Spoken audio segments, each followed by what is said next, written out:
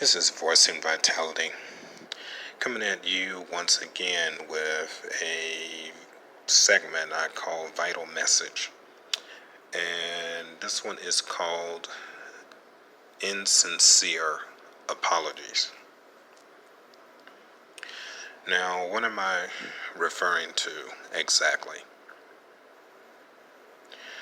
I'm referring to all the things that happened to my brothers and sisters from you know who, the constant being berated, harassed, 911 calls, the list goes on and on and on. And frankly, even just talking about this is even tiring. But it just needs to be said. So many vile and vicious things happen to us. Most of the time, there is no apology. But then later on comes an apology. And, at some point with certain things, if you just happen to be in the wrong place, wrong time, somehow, or it just got exposed mostly or shown and got public criticism when they didn't think it was going to happen. But my thing is, how about no more of this racist hatred behavior, no more of these actions to take place, because frankly, we're just sick of it. I'm sick of it. I'm just so over it. You do something against us and then you make an apology afterwards. But you knew going into that, and let's just keep it real here, you knew going into that what you were doing. You knew going into that, that it's wrong, unless, again, you didn't think it was wrong. Because nothing really against us seems to be wrong. It's like everything against us, these nefarious acts just seems to be okay and a thing to do, the ongoing trend. And that is the problem. And there lies the problem. It's just something else how natural this seems to come off, or how natural it seems for these things to happen for those who, again, are opposite of us. And again, it's not all of them, of course, but the vast majority. It is so easy and so natural and so effortless to do these, these vile things. And then to come back later at some point and, apologize. But why? Why did it even take place at all? What was the thinking behind that?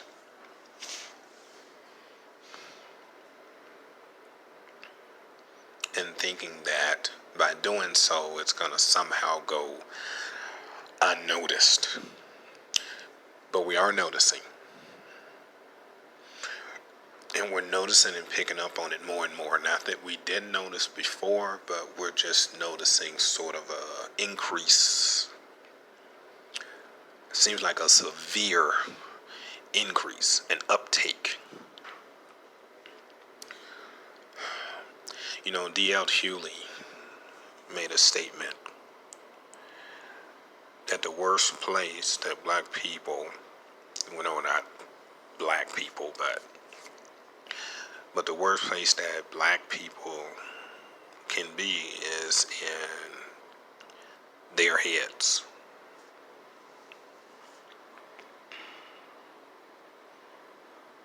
How we are seen, how we are treated, how we are stereotyped.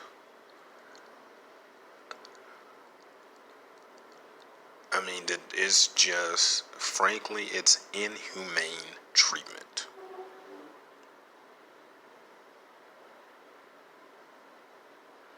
And I have frankly seen them treat animals better than us. You know, it's like this, the world just seems to not have much regard for us, it seems.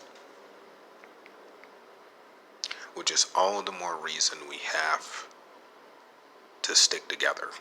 We have to come together because, my people, we are at war. And it seems at war with the entire world. Unfortunately, sadly, but this is just the truth. And we need each other now more than ever. Not that we didn't need each other before now, but we definitely need each other now more than ever. We all we got. It's us against the world, and we all we got.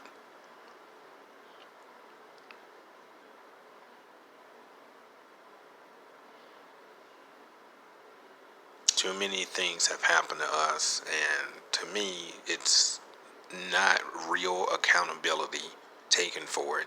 And frankly, to me, it's just unapologetic. So you do something racist and vile and hateful towards us, and then, when there's public scrutiny or it's been exposed in the public eye, then all of a sudden it's like, oh, well, we apologize. We're sorry for this. You know, my sincere apologies. But but those apologies don't seem sincere. They're not sincere, to be honest, because this continues to keep happening. And the place doesn't really matter. Time of day or night doesn't really matter. You know, this being in this skin, I wrote a poem a long time ago, and it was called Never Unarmed. And it was basically just wearing this skin. It's just we're just seen as like as a walking weapon. We're seen as threats, because if that was not the case, if we wasn't so different from the rest of the world, if we were like them in some way, then we'd be treated better.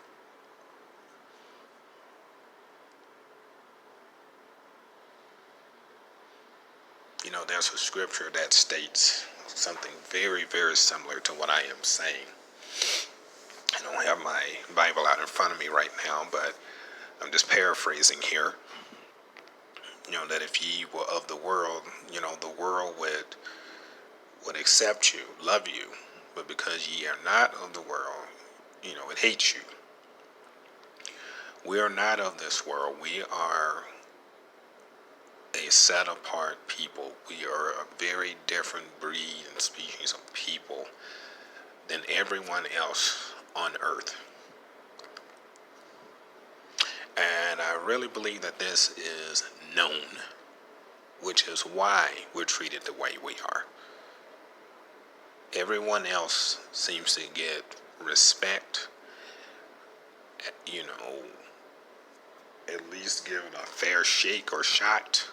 And it doesn't matter what the race or culture is. It seems like that's for anyone else. Anyone else. But us, on the other hand, not so. It's like the entire world looks at us as the enemy.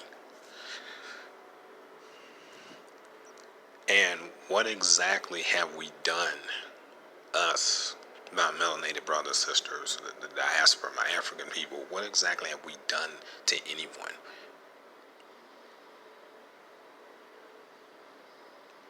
You know, we're not going out and murdering people. We're not going out and shooting anyone. We're not going out and beating anyone up. We're not racially profiling people. We're not making 911 calls on other people. We pretty much mind our own business. We go about our own way and honestly just want to be left alone, not be bothered. Actually walk about the day and have some sort of resemblance of some peace or calm. But how can you truly do that when you just look like a walking dark target all the time? It is frustrating. It is irritating. It is nerve-wracking. It's sickening. It's disgusting. Etc., etc., etc. I could the list of terms of disgust for this. It's a very, very long list that, frankly, I don't even have time to go down that many words. But at a point, we get tired of, just, let me go back. There comes a time when you just get tired of even being sick and tired. I know I'm not the only one of us that feels this way. That, enough is enough already. Enough's enough. No more. No mas. No more.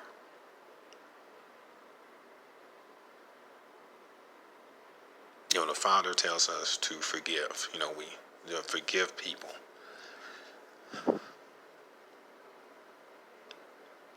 And I understand that. We're supposed to forgive. But forgetting is a whole nother matter in itself. Because we're never really going to forget the way we've been treated. We're never going to forget it. That's like basically telling water not to be wet. It's just not going to happen.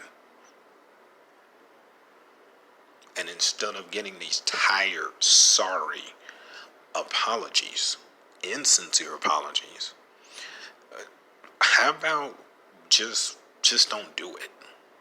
Don't say it. Don't do it. Just how about that? How about just leave us alone?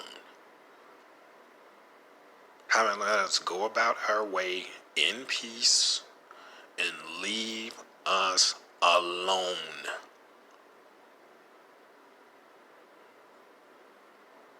Mind your own business or mind ours.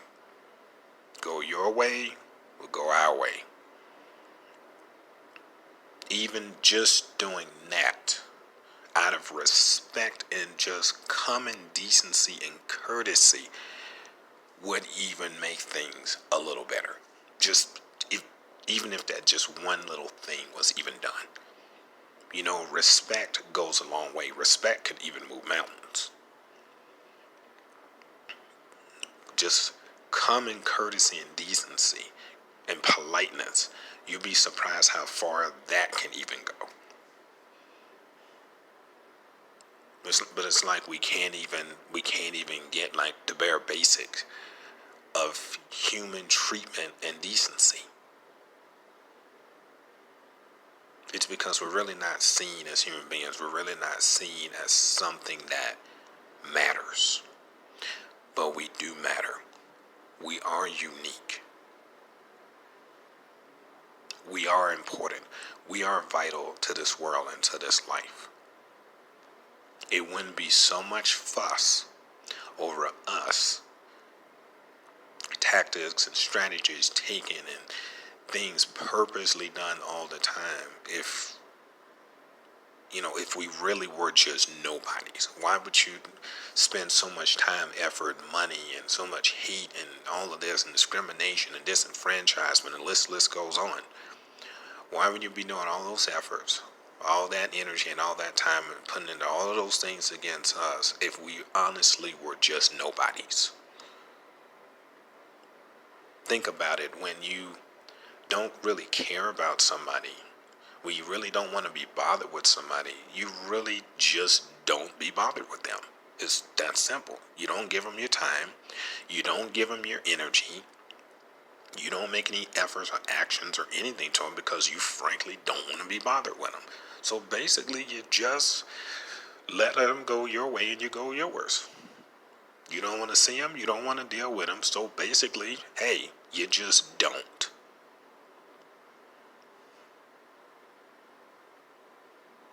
The reason this is happening, my brothers and sisters, is because the world knows who we are. The world knows who you are. And it's that fact, whether it's expressed or not, whether it's exposed right now or not, and it has been exposed, whether it's hidden or not, now unhidden, whether it's acknowledged or unacknowledged, at this point it's irrelevant, because the fact and the truths and the evidence and the history stands. It shows, it speaks, and it reeks. It is what it is. The world knows who we are. Psalms 83, 1 through 5. The world knows who you are, my brothers and sisters. The world knows who we are, my brothers and sisters. Trust and believe that. Hear me and feel me on this. This is not some ranting session. This is not some hateful session. Because I don't have hateful or hatefulness in my heart towards anyone. But in my heart, I am and have grown sick and tired of this. Enough is enough. We are tired of being mistreated. We're tired of going through this. You can't do anything but a 911 call. I mean, you move it into your apartment, moving furniture in your apartment, you get 911 called on you. It has just gotten ridiculous. It has gotten out of control. It is out of order. And many other things I could say or name on here, but again, I'm just not gonna go. I'm just not gonna go there. And if this was happening to anyone else, they would be tired of it too. Especially constantly berated, harassed, and just frankly terrorized is what it is. It's terrorism against us. Let's just call it what it is. It is terrorism against us. We are at war, my people. In every aspect. Sad but true. Unfortunately, yes, but it is, again, what it is.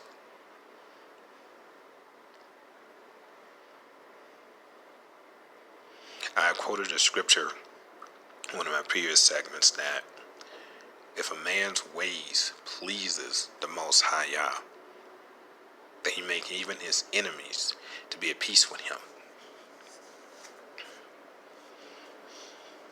The focus really needs to be on ourselves, bettering ourselves, uniting with ourselves, and coming back into covenant and back home to the Most High.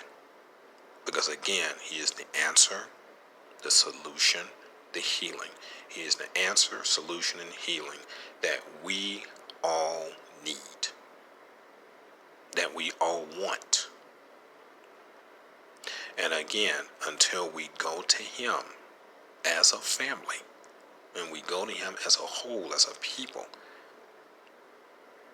as a united front, and stand together and come back to him, this honestly would just continue to go on.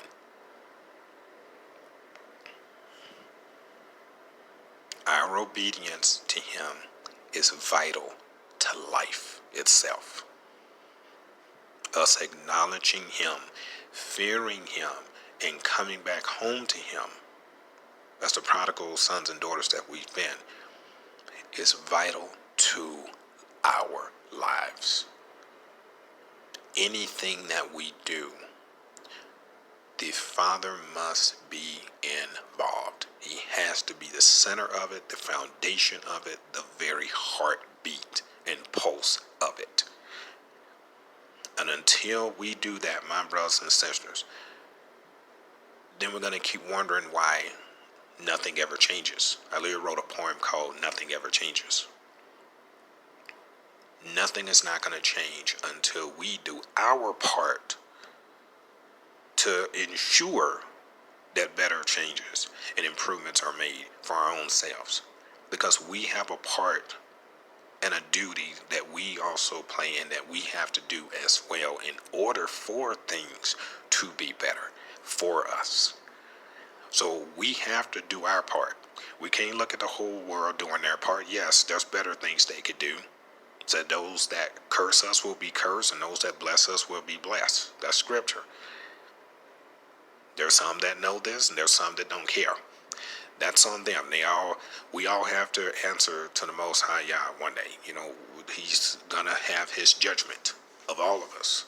We all have to answer for whatever we did or didn't do, whatever that may be. No one is exempt. The Father is not a respecter of persons, so it doesn't matter who you are. But judgment of the Most High is coming, and especially those that have done things against his people.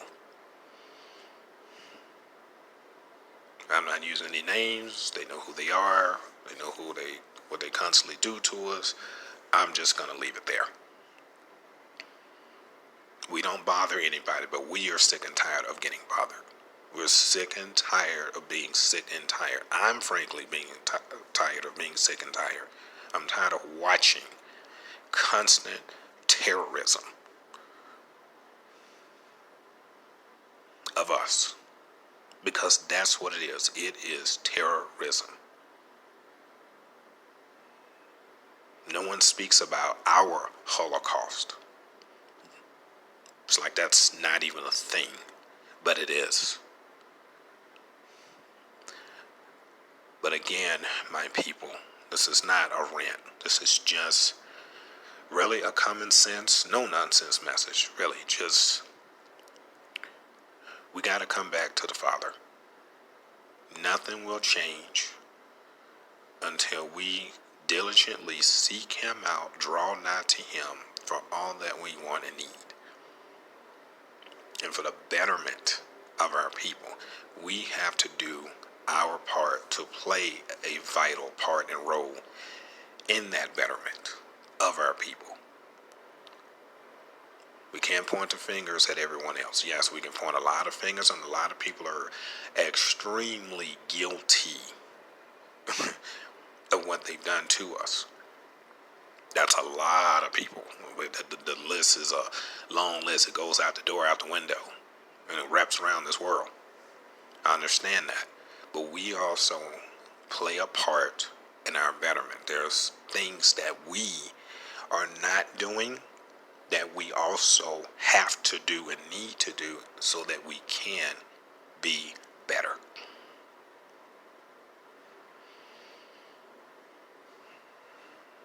We can't sit and wait around about apologies because this is just, it is what it is, and it's just going to happen. Can't deal with no apologies.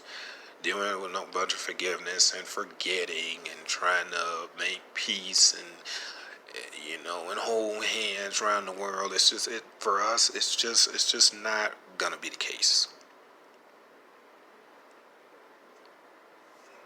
We need to go to the source of our issues, our questions, and the trauma we've endured. That's why he is the answer, the solution, the healer. If you haven't heard that segment, please take the time to go listen to that segment called Answer, Solution, Healer. That's what we got to do. Let's not get upset over no apologies or no apologies. Or waiting around for some respect and common courtesy and decency and politeness and kindness, because honestly, it's just not. It's just not going to happen. But we can do our part that will allow things to be better. in many ways by coming back to our Creator, by coming back into His house with Him as a family, because we are His family. Make no mistakes about it. We are His family. And until we truly do that, we're going to keep getting sorry apologies or none, no accountability, and then stupid, vile, vicious things are just going to continue to happen.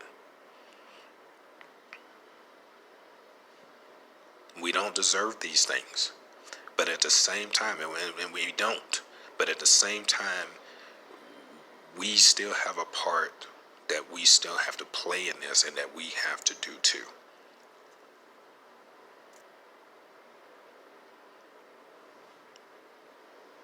We can expect all day and want change and this, that, and the other, and I get it. But the change really starts at home, and home is us. Change starts there first, before expecting it to happen anywhere else or with anybody else. Change starts at home. Change starts inside the home first, and that is us. We're home, and the Father is that home. Once we come back into covenant with Him, once we really unite and stand together as a people in love and peace and harmony, and really seek the Father out for all the answers and the solutions and the healing that we need, until we really and truly do that, things just will not change, and they will just continue to go on. We're just going to keep dealing with the same old stuff. It is what it is. Truth hurts sometimes, but again, the word says that you shall know the truth, and the truth shall set you free. And that's what we need. True spiritual freedom. True spiritual freedom would then allow and manifest physical true freedom. This was another segment I called Vital Messages, and this one was called Insincere Apologies. Hope you take this message to heart. Hope you heed it. Give you something to truly, truly think about, my brothers and sisters. So I bring this to you in all peace and love, and for the concern and care and betterment of my African brothers and sisters, to the diaspora scattered abroad. Until next time, this is Force and Vitality.